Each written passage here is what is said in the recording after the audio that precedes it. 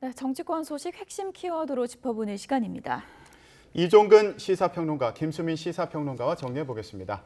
두 분 안녕하십니까? 안녕하세요. 안녕하세요. 네, 첫 번째 키워드 내용 확인해 보겠습니다.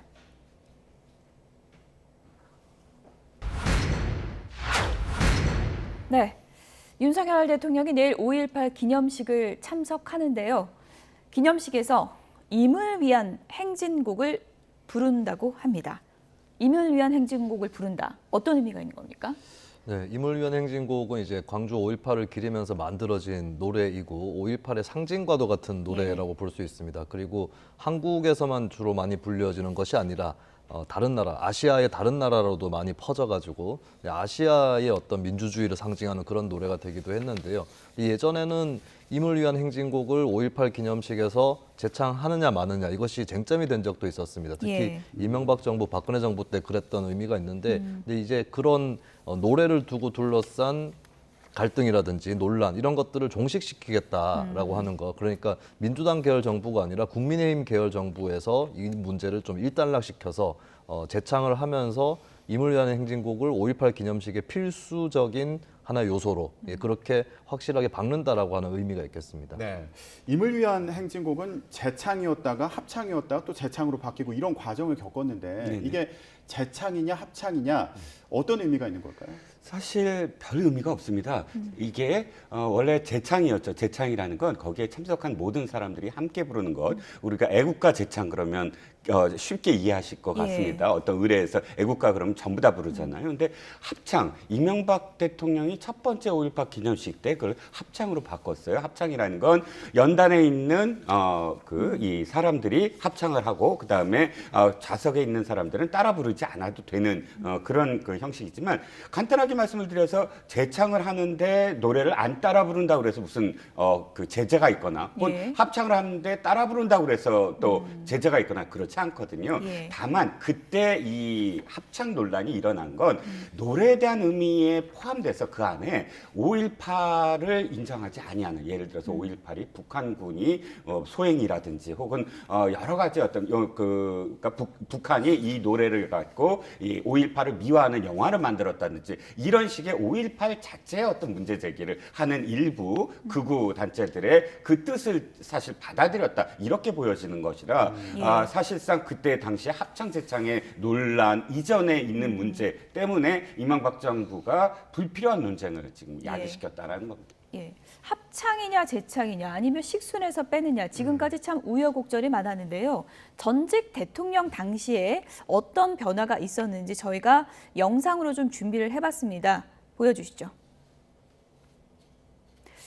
네, 먼저 이명박 전 대통령 당시에는 어땠는지부터 좀 보여주실까요?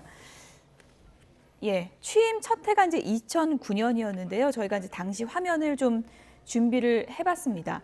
5.18 민주화운동 기념식에 이명박 전 대통령이 참석해서 이렇게 이제 기념사를 했었고요. 하지만 다음해 광주 민주화운동 30주년 기념식에서는 임을 위한 행진곡을 부르는 순서가 없고요. 이명박 대통령 대신 정운찬 국무총리가 참석을 했습니다. 유족들이 강하게 항의를 하기도 했고 정부 행사를 불참해서 따로 기념식을 열기도 했습니다. 네, 이명박 전 대통령 당시의 기념식 상황 보셨는데요. 이어서 박근혜 전 대통령 당시 상황은 어땠을까요? 보여주시죠. 네, 박근혜 전 대통령 취임 첫 해에 기념식에 참석했습니다. 2013년이었고요. 무대 앞에서 합창단이 임을 위한 행진곡을 불렀습니다. 기념식에 참석한 사람들이 자리에서 일어나 따라 부르고 박근혜 전 대통령도 일어나기는 했지만 움직이지는 않았고요. 옆에 태극기를 흔드는 모습이 보이네요. 옆에 황우여 당시 새누리당 대표는 따라 부르는 모습을 볼 수 있습니다. 하지만 박근혜 당시 대통령은 노래를 부르지는 않고 있네요. 네, 문재인 전 대통령 당시에는 이때와 분위기가 많이 달랐습니다. 문재인 전 대통령 기념식에 참석해서 노래를 부를 때 참석자들과 손을 맞잡고 또 앞뒤로 흔들면서 임을 위한 행진곡을 열창했습니다. 네, 당시에 임종석 대통령 비서실장은 행사에 참석했던 이한열 열사의 어머니 손을 잡고 노래를 부르기도 했고요. 또 국무위원, 여당 의원들 모두 기립해서 힘차게 떼창을 하는 모습을 볼 수 있습니다. 5월 유족 단체들도 행사에 모두 참여했습니다. 예. 역대 대통령 당시 5.18 기념식 모습을 저희가 쭉 보여드렸습니다. 정부마다 약간 기념식의 모습이 조금씩 달랐는데 네. 올해는 또 한 가지 좀 다른 풍경이 국민의힘 의원들이 전원 참석한다고 그러죠? 네, 그렇습니다.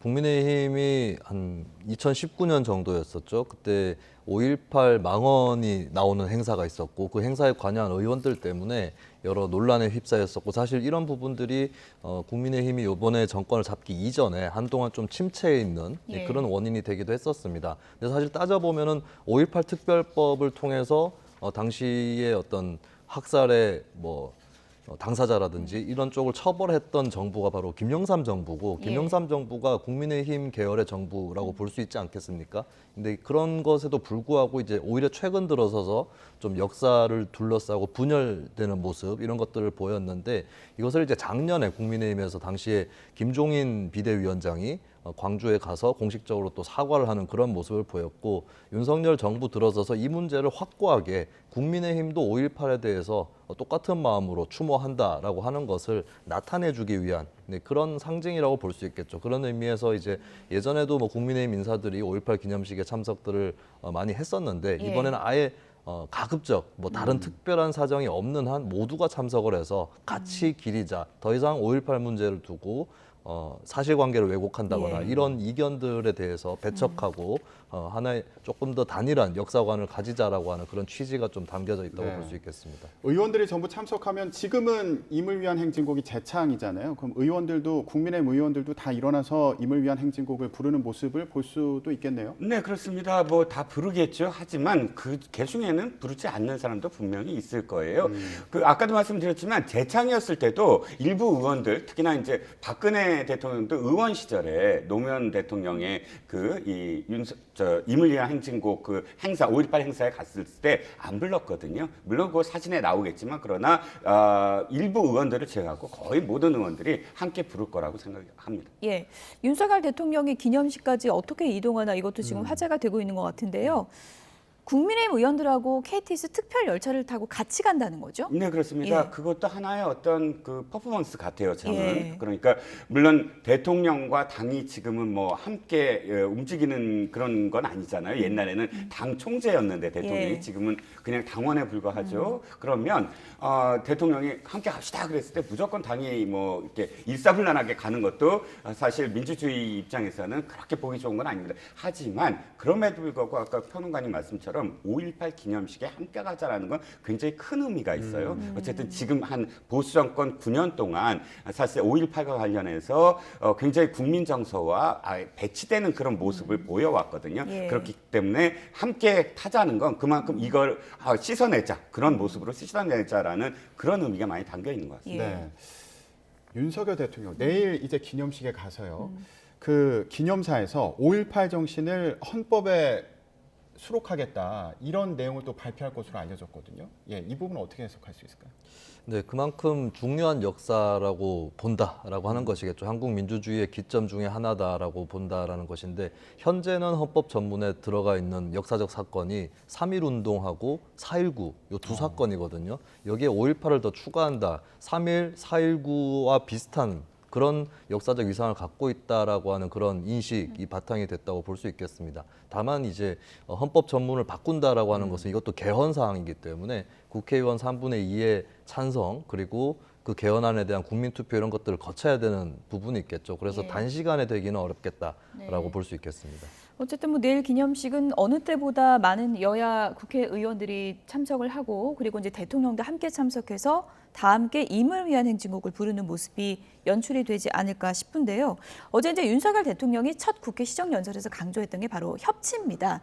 어제 야당 의원들의 이른바 매너라고 할까요? 네. 그것도 화제를 모았는데 기립박수도 치고 그리고 박수 횟수까지 지금 화제가 됐는데 18번 박수가 나왔다고요? 그렇습니다. 사실 시정연설, 대통령의 첫 시정연설 때 지나온 어떤 풍경들을 보면 거의 야당 의원들이 기립 안 한 적이 훨씬 많았어요. 그렇죠. 그러니까 이명박 대통령 시절에도 예. 한나라당, 민주당이 전혀 기립을 하지 않았고요. 또 그 다음에 거꾸로 박근혜 대통령 시절에도 마찬가지였고, 그러니까 서로 정권이 바뀔 때마다 사실은 이 기립도 안 하고 박수도 안 치고 차라리 그 피켓팅이 더 많았어요. 예. 손팻말로 이렇게 예. 항의하는 그런 게 많았는데 어제는 야당 의원들이 전부 기립도 했고요. 또 대통령이 퇴장할 때까지 한 6분 정도 시간이 걸리는데 예. 거의 대부분의 의원들이 기립해서 그것을 기다려줬고 또 악수도 거의 대부분의 의원들이 행했습니다. 같이 응했고요. 이런 모습들이 대통령의 시정연설 문에 담긴 협치의 강조와 더불어서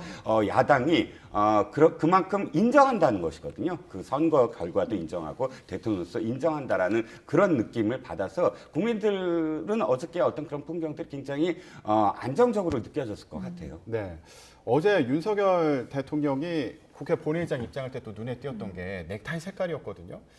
파란색 넥타이를 메고 왔었는데 이것도 좀 협치의 의미가 담겼다 이렇게 해석해 볼 수 있을까요? 네, 넥타이를 무슨 색을 매느냐 이것은 사람들이 눈여겨보는 부분이고 해석이 나오게 되어 있습니다. 근데 그걸 감안했을 때 파란색 넥타이를 메고 왔다는 것은 이제 정치적인 의미를 담고 있다고 볼 수 있겠죠. 상대 제1야당의 당의 로고색하고 비슷한 그런 색깔을 하고 왔다라고 하는 것이고 이 비슷한 사례가 또 있습니다. 예전에 문재인 전 대통령도 여야 영수회담을 할 때에 그때 당시 국민의당 캐스팅 보트를 잡고 있던 국민의당을 설득하는 게 중요한 과제였는데 그때 예. 국민의당이 초록색이었었죠. 로고색이. 그래서 당시 안철수 대표도 초록색 넥타이를 맸었는데 마침 문재인 대통령도 거의 비슷한 색상의 초록색 넥타이를 맨 적이 있습니다. 이게 일종의 앞으로도 정치권의 어떤 상징이랄까 퍼포먼스 이런 걸로 자리를 잡을 것으로 보이는데 예. 윤석열 대통령도 민주당에 대해서 협치의 의사를 담아서 그러한 색깔의 넥타이를 메고 왔다고 볼 수 있겠고 그리고 넥타이뿐만 아니라 시정연설의 내용들을 봤을 때는 어떤 정쟁의 소지가 될 만한 내용들 많이 피해가고 있습니다. 그래서 뭐 코로나19 손실 보상이라든지 또 대북 인도 지원이라든지 여야 두루 공감할 수 있는 주제 위주로 연설을 또 짜왔기 때문에 예. 그런 연설문하고 패션하고 어느 정도 일치가 되었었다라고 볼 수 있겠죠. 네, 어제 윤 대통령의 첫 시정연설 이후에는 윤석열 대통령의 백브리핑도 들을 수가 있었습니다. 어떤 내용이었는지 잠시 들어보시죠. 뭐 질문하실 거 있으면 하여튼 국회에 와서 오늘 이런 기회를 갖게 된 것이 또 우리 민주주의와 또 의회주의가 발전해 나가는데 한 페이지가 되기를 저도 바라고 개인적으로도 아주 기쁘고 영광스러운 자리였습니다. 대통령님 나오시면서 민주당과 정의당 의원들한테 다 압수하셨는데 어떤 의미인지. 글쎄 뭐 정부와 의회와의 관계에서 또 여야가 따로 있겠습니까? 네. 그래요. 자, 수고하십시오. 네, 시정연설 이후 윤 대통령의 이제 소감을 좀 들어봤는데요. 기쁘고 영광스러웠다 이런 메시지였는데 이 메시지보다요. 시정연설하고 나오는 대통령이 백브리핑을 하는 것이 좀 이색적이었어요. 네, 그렇습니다. 백브리핑 하는 공간이 그렇다고 무슨 소통관이나 이런 것도 아니고요. 예. 그냥 복도지 않습니까? 지금 우리는 초유의 대통령의 그 소통을 보고 있는 것 같아요. 그 이전에는 대통령이 기자들과 만나는 게 1년에 정해져 있습니다. 예. 연두 기자회견이라든지 혹은 순방 때 비행기, 돌아오는 비행기 내에서 뭐 기자들과 만난다든지 그런데 지금 거의 매일 만나잖아요. 출근 때도 복도에서 한마디씩 네, 하고. 오늘 출근길에도 네네, 내용이 오늘 있었고요. 출근길도 그렇고요. 이런 풍경들이 낯설지 않은 것 같고 또 대통령이 추경 시정연설한 건 두 번째 대통령이에요. 그렇군요. 그러니까 보통은 본 예산 시정연설을 주로 한 번 가고 나머지 해는 전부 총리가 가는데 예. 문재인 대통령이 처음으로 추경 때 시정연설했거든요. 근데 윤석열 대통령도 추경으로 이렇게 시정연설을 한 것, 그리고 나오자마자 바로 그 롯데홀에서 기자들에게 응대한 것, 이런 것들은 상당히 내가 직접 나서서 국민들 또는 기자들에게 설명하고 예. 접촉하겠다라는 그런 의지가 보이는 것 같습니다. 네. 질문 중에 민주당 또 정의당 의원들과 악수한 건 어떤 의미가 있는 거냐 이런 얘기도 있었는데 네. 이게 일반적인 상황이 아닌 건가요? 어떻습니까? 예전에 아무래도 시정연설, 대통령 시정연설이 여야 대결의 그 양상을 압축해서 오히려 보여주는 그런 적이 많았었죠. 뭐 야당 쪽에서는 손팻말을 들고 항의를 한다거나 이런 모습들 많이 보였고, 뭐 시정연설이 끝나고 나서 여당 쪽, 집권당 쪽 의원들은 일어나서 손뼉도 치고 또 악수도 일일이 하고 또 심지어는 어떤 국회의원은 대통령님 저 여기 있어요 라고 윤상현 의원이 박근혜 정부 때 그런 적이 있었죠. 예. 근데 야당 의원들은 좀 싸늘하게 뒤돌아서 가거나 뭐 그런 적들이 많이 있었습니다. 근데 이번에 보면은 대통령도 야당 의원들을 찾아서 악수를 하고 또 야당 의원들도 대통령이 오기를 기다리고 있었습니다. 예. 그래서 권성동 원내대표가 또 기다려주신 야당 의원들께 감사드린다라고 사의를 표하기도 했었기 때문에 좀 이례적인 풍경인 건 또 맞는 거거든요. 예. 물론 정권 초반이기 때문에 가능했다라고 볼 수도 있겠지만 예전에 최근 정부 들어서서는 정권 초반부터 이미